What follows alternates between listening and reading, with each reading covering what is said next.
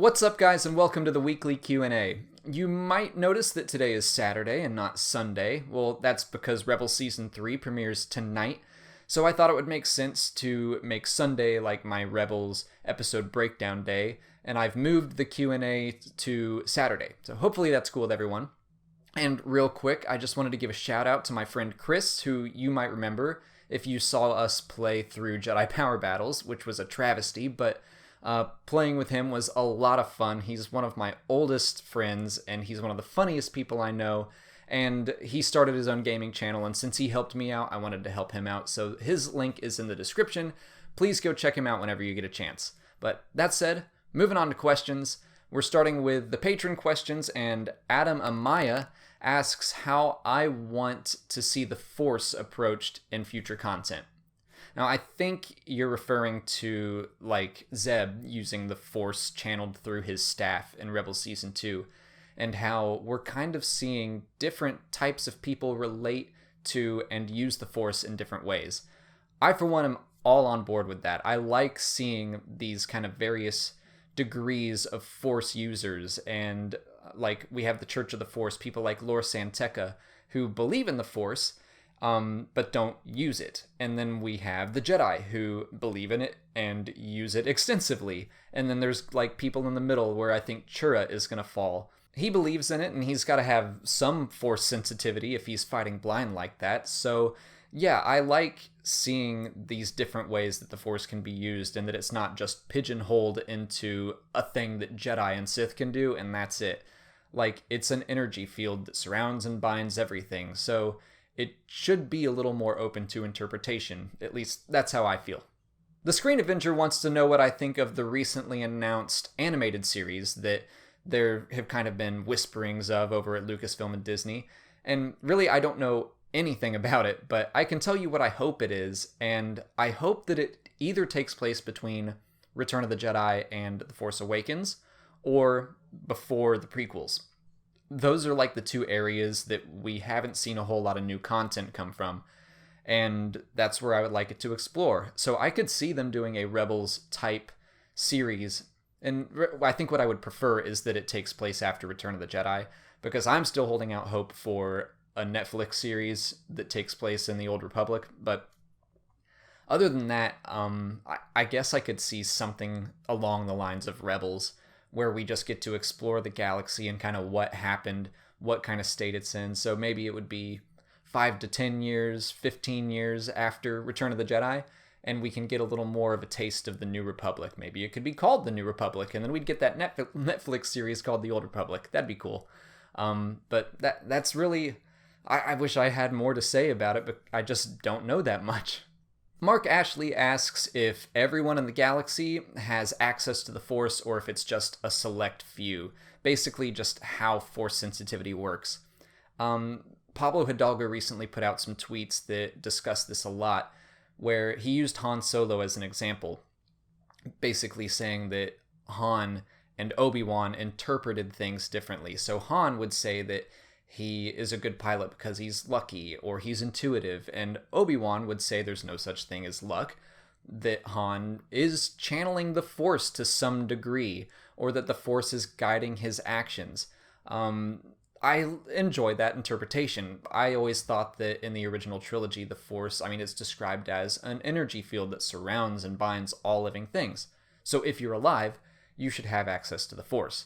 And it's more just about being in tune with nature and yourself and all things being one.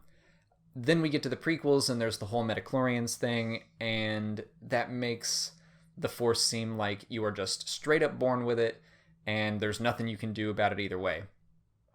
Pablo got through that by saying that the midichlorians were a way to show that the Jedi had become like very medical and technical in the way that they did things, and it wasn't so much about being spiritual, that they had lost their way in a sense. And Yoda even touched on this in Rebels, but more talking about how they went to war and they were no longer guardians of peace and all that.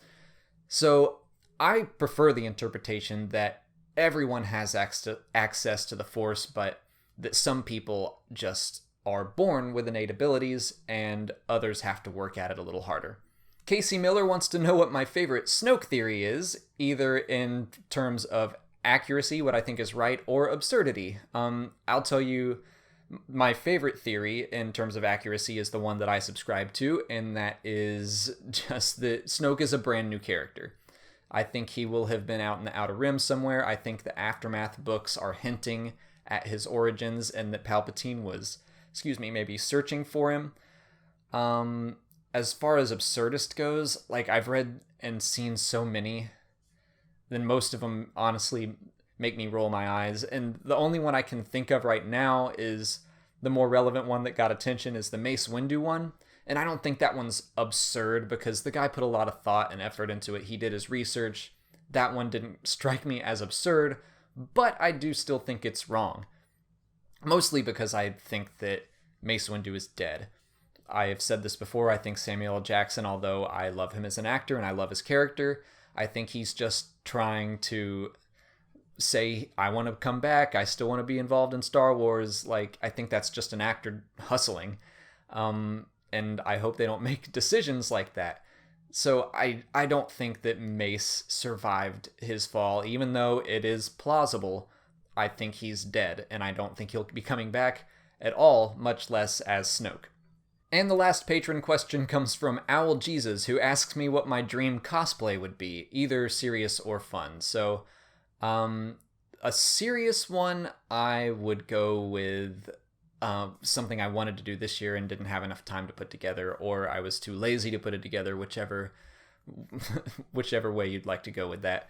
But you probably saw my wife, she did a Dark Rey cosplay. The original plan was for me to do a light side Kylo cosplay, but I just never got around to it. So that's something that I would like to do. And I would say that that's kind of in the realm of serious and funny. Like, not funny, but it's a little quirky. It's not like a straight from the movie one. Honestly, I would do a dark side Kylo too. I think his costume is awesome. But if I had to choose something else, I would probably want to join the Rebel Legion and get an X-Wing pilot outfit. That would be pretty awesome to have. That's it for patron questions. So thank you to all of my other patrons that asked questions. If you didn't see your question answered here, as always, go back to the weekly Q&A thread, and I gave you a written response over there. So now moving on to YouTube questions. Arno Furson asks if we're ever going to see Palpatine in Rebels. I mean, we kind of did. His voice, he was in a hologram, but I assume you mean, are we ever going to get him, like, in person, in action?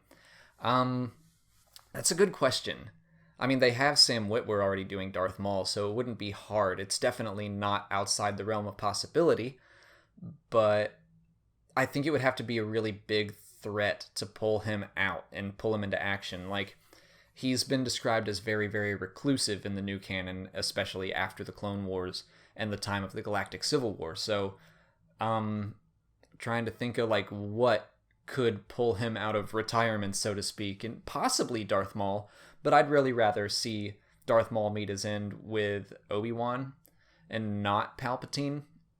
So it's a 50-50 for me. I wouldn't be surprised to see him or not see him, either way. I think I would like to see him, at least, even if he doesn't leave Coruscant, just seeing him in the throne room, seeing him and Vader interact, maybe him and Thrawn. There's something I would really like to see now that I'm thinking about it. I would love to see him and Thrawn have an interaction and show Thrawn getting respect from the Emperor. Like, that would really set up how on top of it Thrawn is, and that he is a character to be feared. Elijah Leo Jacobs asks if I think that Rebels would benefit from having an entire episode told from an Imperial point of view.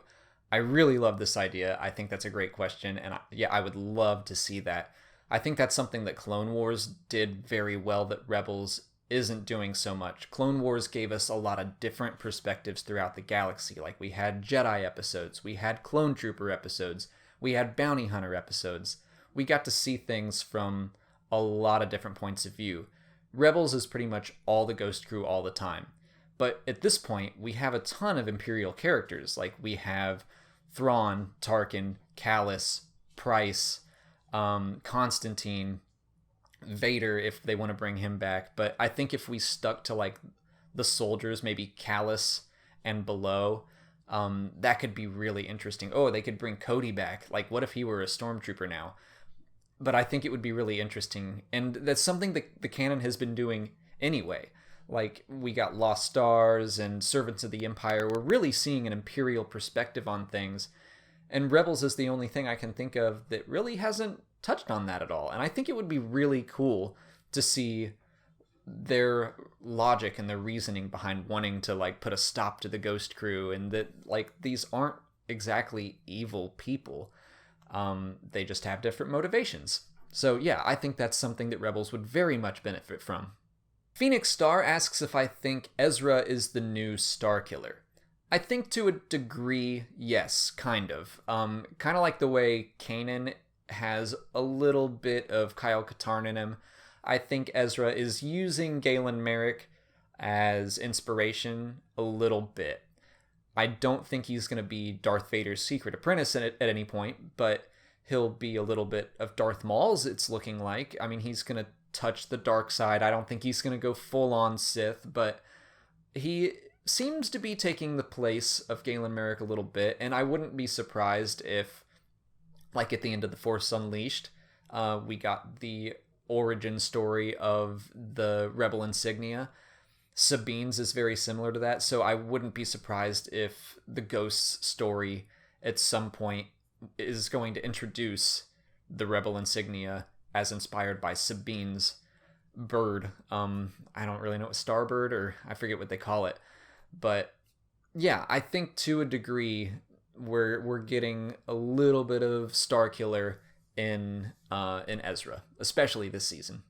This is more of a statement and not a question, but I want to address it. Imperial Destroyer says he thinks that Captain Rex should get a comic book that tells the story of him and Ahsoka and the final days of the Clone Wars.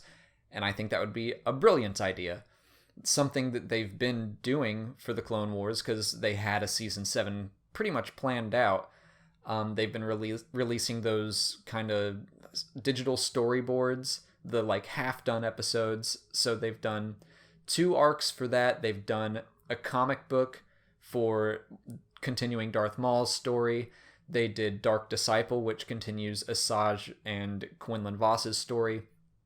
I think they should absolutely tell the story of the Siege of Mandalore, because it was beautifully told by Dave Filoni at Star Wars Celebration, and I would love to see that in any official form. And I think a comic book would be a great way to go about that. But you never know. We're probably going to get some parts of it in the upcoming Ahsoka novel. Like, maybe that'll be the beginning of it even. That could be good. But I think they will probably tell that story somewhere just to make it super duper official. And finally, from Twitter, and feel free to ask me questions every week there as well, Mike Esk asks if Palpatine was just straight up undefeatable at the time of Episode 3. I'm one of the people that kind of thinks that Mace Windu actually had a chance in that fight. I'm a little bit on the fence about whether or not Palpatine let himself be completely beaten. I think some of that to a degree, but I also think that Mace did kind of have him on the ropes. Unless Palpatine knew with absolute certainty that Anakin was going to come through that door, which maybe he did, but I think he let Mace get a little farther than he intended. I mean, he was totally disarmed and defenseless.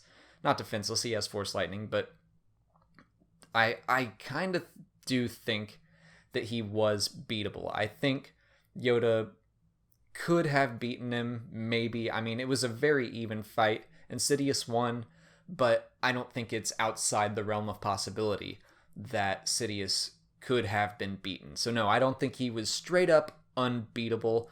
Just it would have been a very, very hard fight. That's all the time for questions I have this week. If you want to leave a question for next week's video, just put it in the comments down here or follow the link to Patreon, become a patron, and then we have a weekly Q&A thread, and you can get at least a guaranteed written answer from me every single week. If you haven't already, please like this video, subscribe to the channel, and follow me on Twitter and Instagram. As always, thank you so much for watching, and may the Force be with you. Also, enjoy Rebels tonight.